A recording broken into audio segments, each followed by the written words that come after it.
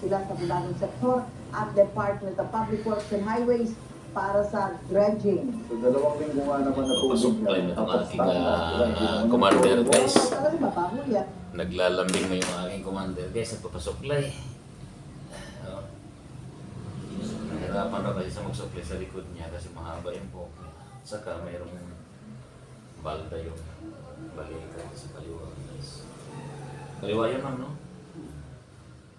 Kawawa, commander, guys. Kailangan natin. Antigas ang buhok. Parang hindi ito nag-ano, ah. Nagkiratin, ah. Parang ka nagkiratin? Kailangan natin suklay sa commander, guys. Haba ng hair.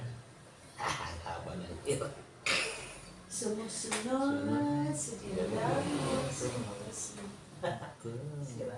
Grabe si commander, guys. Ang haba na ng buhok pala, guys.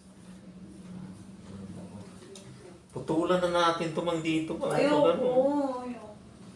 Hindi naman siya nakasyagi, yung haba. Haba na talaga ng buhok niya, guys. Alam mo, kailangan ng putulan. Ito. Kailangan niya na ng barber shop. Ayusin mo. Hindi ganyan. Iyan mo lang. Ay! Kaya Ano yan. pala. Alam mo naman, sanay tayo sa maiksing buhok lang at walang buhok na sinusok niya.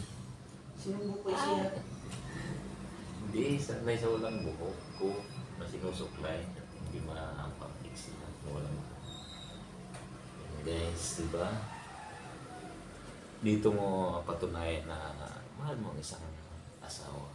Sigurduhin mo lang. Misis lang sa kalam, sabi nila. Okay naman. Kailangan, patalian mo na ito. So, okay na. Hindi ba guys, ang lambot na. Ayan lang guys, pag mag-alaga tayo ng Kabila, dito kabila.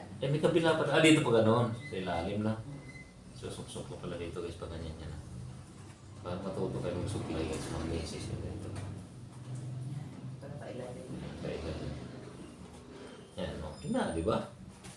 Thank you for watching. Bye-bye. Ingat kayo dyan. Maraming salamat.